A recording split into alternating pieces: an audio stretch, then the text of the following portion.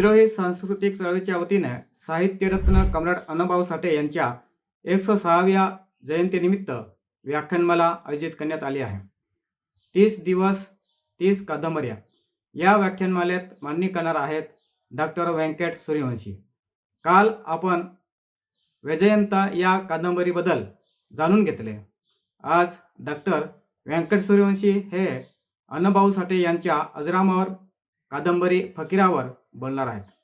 Doctor Suryavanshi हे विद्रोही सांस्कृतिक चळवळीच्या कार्यकारिणीचे सदस्य आहेत. उदगीर येथे झालेल्या 16व्या विद्रोही मराठी संमेलनाच्या आयोजनात त्यांनी सक्रिय सहभाग दिला होता. ते विद्रोही कवी आणि अण्णाभाऊच्या साहित्याचा अभ्यासक आहेत. आपल्या द सत्यशोधक या चॅनलवरून दिनांक 1 ऑगस्ट ते 30 ऑगस्ट या 30 दिवसात अण्णाभाऊच्या 30 कादंबऱ्यांच्या बद्दल आपण जाणून घेऊयात. रोज सायंकाळी 7:30 वाजता. मी डॉक्टर व्यंकट सूर्यवंशी यांचे स्वागत करतो आणि त्यांना विनंती करतो की त्यांनी आपल्या मांडणीला सुरुवात करावी. सत्य की जय हो. नमस्कार. मराठी साहित्यातली अजरामर कादंबरी म्हणून जिला ओळखलं जातं ती अण्णाभाऊ साठे यांची फकीरा कादंबरी या कादंबरीचा आज आपण परिचय करून घेणार आहोत. बंधूंनो, आपण अनेक कादंबऱ्या वाचतो. त्या कादंबऱ्याचं कथानक कथा काही काळानंतर सहज विसरून जातात. पण अशा काही कादंबऱ्या असतात, त्या कादंबऱ्या वाचल्या की माणसाच्या मनामध्ये घर करून बसतात. अशा कादंबरीपैकीच अण्णाभाऊ साठे यांची फकीरा कादंबरी. ही कादंबरी 1959 साली अण्णाभाऊनं प्रकाशित केली. आज सुद्धा ही कादंबरी विद्यापीठामधून अभ्यासली जाते. स्पर्धा परीक्षेमध्ये तिचा उल्लेख येतो. ही कादंबरी महान होण्याचं, एवढी मोठी होण्याचं काय कारण असेल हा एक प्रश्न उभा टाकतो. तर या प्रश्नाचं उत्तर त्या कादंबरीच्या विषयामध्ये आणि आशयामध्ये आहे. अण्णाभाऊ साठे लिहितात ते राजा महाराजावर नाही, महालातल्या माणसावर नाही. अण्णाभाऊ साठे लिहितात गावखेड्यातल्या कष्टकरी माणसावर, दलित, उपेक्षित, वंचित समूहावर, भुकेमुळं व्याकुळ झालेल्या लोकांवर लिहितात आणि त्यांचा आवाज बनलेल्या तरुण फकीरावर लिहितात. म्हणून ही कादंबरी आजही मराठी साहित्यामध्ये कादंबरी म्हणून ओळखली जाते. या कादंबरीला महाराष्ट्र शासनाचा उत्कृष्ट कादंबरीचा पुरस्कार सुद्धा प्राप्त झालेला आपल्याला दिसून येतो. ही कादंबरी फकीरा नावाच्या एका तरुण, धाडसी, स्वाभिमानी नायकाची कथा आहे. तशीच ती कथा एका समाजाच्या दुःखाच्या वेदनाची आहे. ही कथा अन्यायाविरुद्ध उभा टाकलेल्या एका धाडसी युवकाची कथा आहे. किंवा या कादंबरीची पार्श्वभूमी जर आपण विचार केला तर ही कादंबरी ब्रिटिश काळामध्ये पश्चिम महाराष्ट्रातल्या सांगली जिल्ह्यातील वाटेगाव गावामध्ये ही कादंबरी घडते. ह्या कादंबरीचं कथानक घडतं. दुष्काळाचा काळ आहे, इंग्रजाचा अंमल आहे, देश पारतंत्र्यात आहे, याचबरोबर जातीयता आहे, अस्पृश्यता आहे, शेतकरी कर्जात बुडालेले आहेत. एवढं कमी की काय असं असताना इंग्रज सरकार एक कायदा काढतो.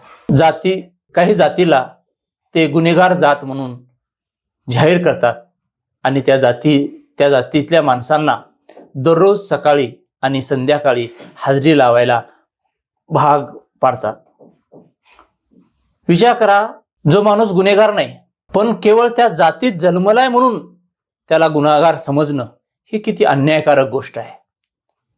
हीच अन्यायकारक गोष्ट अण्णाभाऊला सलते आणि हे अण्णाभाऊ हा अन्याय जगापुढं मांडण्यासाठी फकीरा ही कादंबरी लिहिलेली आपल्याला दिसून येते. कादंबरीच्या सुरुवातीला प्रसंग येतो जत्रेचा. वाटेगावमध्ये जत्रा भरते, जोगणीची जत्रा. खरं तर ही जत्रा वाटेगावमध्ये नसते, वाटेगावच्या बाजूच्या गावामध्ये ती चालू असते आणि त्या गावच्या शंकर पाटलाला त्याची खंत वाटते की आपल्या गावामध्ये जत्रा नाही, जोगणी नाही. जोगणी जर कुणी आपल्या गावात आणलं तर आपल्या गावात जत्रा भरेल असं त्याला वाटतं. आणि एक त्या जोगणीच्या जत्रेच्या मागे एक श्रद्धा असते. ती जर जोगणी आपल्या गावात आली, जत्रा भरली तर ते गाव समृद्ध होईल, त्या गावामध्ये पाऊस पडेल, शिवार पीक पाणी भरून येईल आणि गाव समृद्ध होईल असे एक श्रद्धा असते. आणि शंकर पाटील रानोजीच्या पुढं ही गोष्ट सांगतो आणि रानोजीलाही वाटतं आपल्या गावात जत्रा जर भरली आणि ती मी जर जोगणी आणली तर ती जोगणी आपल्या गावात आणली तर आपल्या गावात सुद्धा जत्रा भरेल आणि त्या जत्रेसोबतच आपलं नाव लौकिक होईल, आपलंही नाव राहून जाईल. म्हणून त्या बाजूच्या गावातून संघर्ष करून रानोजी जोगणी आणतो. पण ती जोगणी आणत असताना जो संघर्ष झालेला असतो त्या संघर्षामध्ये रानोजीचा मृत्यू होतो, रानोजीचं बलिदान होतं, त्याला वीर मरण प्राप्त झालेलं असतं. ह्या रानोजीची ही घटना लहान फकीराला एक नवा विचार देते आणि फकीराला एक उर्मी वाटत असते की जगावं तर माणसानं नाव लौकिक म्हणून जगावं. रानोजी मरतो पण फकीराला एक प्रेरणा देऊन जगत असतो. हा रानोजी त्या गावाला सुख समाधानी प्राप्ती करून देण्यासाठी, जत्रा भरून देण्यासाठी आपल्या जीवाची आहुती देतो. या कादंबरीमध्ये रानोजी, फकीरा, कुलकर्णी असे पात्र आहेत. रानोजी हा फकीराचे वडील आहेत. ते आपल्या गावासाठी त्याग करणारे कर्तव्यनिष्ठ व्यक्ती आहेत आणि फकीराला एक संस्कार देणारे व्यक्ती आहेत. त्या गावामध्ये विष्णुपंत कुलकर्णी एक व्यक्ती आहेत. त्या गावचे प्रतिष्ठित व्यक्ती आहेत, सरकारी व्यक्ती आहेत. ते सरकारच्या गावचे पटवारी म्हणून, सरकारी म्हणून काम पाहतात. ते अत्यंत हुशार, विद्वान, विवेकी, शांत आणि सम्यक बुद्धिमत्तेचे आहेत. ते जातीपेक्षा माणसाला महत्त्व देतात आणि कठीण प्रसंगी, कठीण काळात फकीराच्या बाजूने उभे राहतात. या कादंबरीमध्ये आणखीन एक प्रसंग असाच आहे, अत्यंत हृदयद्रावक प्रसंग आहे. एका बाजूला गावामध्ये दुष्काळ पडतो. दुष्काळ पडल्यामुळं बहुजनांच्या मांगवाड्यात, महारवाड्यात, बहुजनवाड्यात लेकरं खाण्या वाचून मरत असतात. त्यांच्या वडिलांच्या, आईवडिलांच्या डोळ्यामध्ये अश्रू तळाळतं, पण नाईलाज असतो. दुष्काळ पडलेला असतो, काम नसतं, अन्न नसतं. अशा टायमाला फकीरा कुलकर्णीला जवाब विचारतो, काय करायचं आम्ही? असंच मरायचं?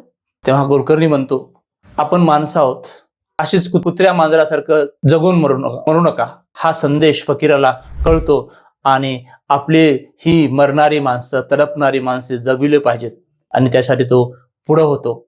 आपल्या मोहल्ल्यात येतो, आपल्या मोहल्ल्यातल्या सर्व माणसाला एकत्र करतो आणि त्यांच्यामध्ये एक स्फूर्ती येतो. आपण माणसं आहोत, जिवंत माणसं आहोत, गरीब आहोत, पण आपण माणसं आहोत. आपण आपलं जगणं असं कोल्या कुत्र्यासारखं मरण्यासाठी नाही, जिवंत राहायचं असेल तर आपल्याला काहीतरी केलं पाहिजे असं म्हणून तो जातो. सरकारी गोदाम असतं, तिथलं धान्य लुटतो आणि लुटून गावातल्या, मोहल्ल्यातल्या प्रत्येक घरात वाटून ज्वारी देतो. म्हणजे इथं फकीरा केवळ लुटारू नाही, फकीरा केवळ हातात शस्त्र घेतलंय, ते दरोडा टाकलाय, तो दरोडा स्वतःसाठी नाही, तो दरोडा स्वतःच्या कुटुंबासाठी नाही, तो दरोडा स्वतः श्रीमंत होण्यासाठी नाही, तर तो दुसऱ्यासाठी आहे. माणसं जगले पाहिजेत या उद्देशानं तो काम करत असतो. म्हणून फकीरा हा या कादंबरीतला एक नायक आहे. तो धाडसी आहे, स्वाभिमानी आहे. इंग्रजी राजवटीमध्ये अन्यायग्रस्त समाजात जो आपल्या लोकांसाठी, हक्कासाठी आणि सन्मानासाठी संघर्ष करणारा आहे. त्याला अनेक संकट येतात, संकटांना सामोरे जातो, पण तो अन्यायापुढं झुकत नाही. म्हणून फकीरा कादंबरी हे धैर्य देणारी, स्वाभिमान देणारी आणि समाजासाठी लढण्याची प्रेरणा देणारी कादंबरी आहे. सरकारचं गोदाम लुटल्यामुळं सरकार दक्ष होतं आणि फकीराला पकडण्याचा प्रयत्न करतात. फकीरांच्या मागे ससेमिरा लावतात, पण फकीरा डगमगत नाही. कारण त्याला माहीत असते, माझं जगणं तर महत्वाचंच आहे, पण माझ्या जगण्यापेक्षा माझा समाज महत्वाचा आहे. माझा समाज महत्वाचा आहे, माझी माणसं महत्वाची आहे.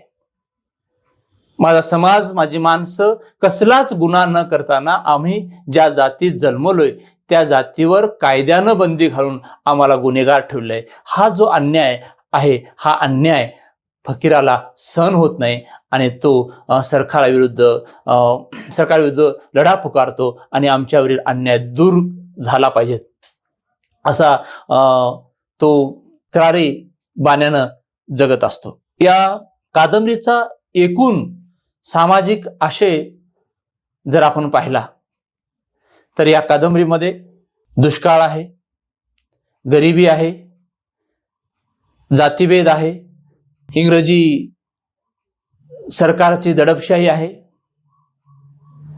गावगाड्यातल्या श्रीमंत शेतकऱ्यांचा अन्याय आहे. ह्या सर्व प्रश्नात तिथला माणूस दडपला जातो आहे, तिथला माणूस दाबला जातो आहे. ह्या माणसांना सन्मानानं, स्वाभिमानानं, निर्भय, निडर जगण्यासाठी फकीरा पुढे येतो आणि त्या समाजातल्या माणसाला जगण्याची उमेद देत असतो. म्हणून फकीरा कादंबरी ही स्वाभिमान शिकवणारी कादंबरी आहे. फकीरा कादंबरी ही समाजासाठी लढणारी कादंबरी आहे. फकीरा हा रानूजीचा मुलगा जरी असला तरी तो गावचा रक्षणकर्ता आहे, गावाचं नेतृत्व करणार आहे. म्हणून या कादंबरी आज आपल्याला स्वातंत्र्य आहे, आज आपल्याला संविधान आहे, आज आपल्याला शिक्षणाची संधी आहे.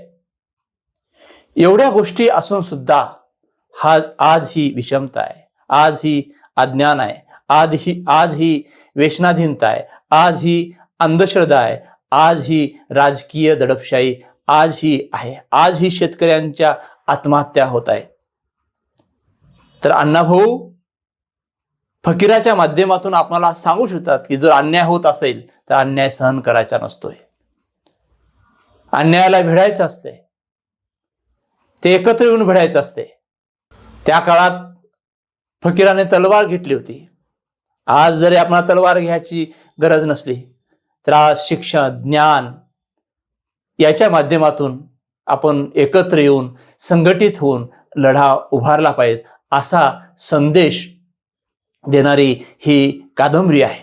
खरं तर फकीरा ही कादंबरी धैर्य, स्वाभिमान आणि समाजासाठी लढण्याची प्रेरणा देणारी कादंबरी आहे. काळ कोणताही असो, त्या काळामध्ये व्यवस्थेशी, अन्यायाशी भिडायचं असेल तर फकीराचे धाडस, फकीराचा स्वाभिमान, फकीराचा करारीपणा आणि फकीराच्या जगण्याचा आशावाद आपणाला निश्चित स्फूर्ती देतो. म्हणून फकीरा वाचली पाहिजेत. पुन्हा भेटू. धन्यवाद.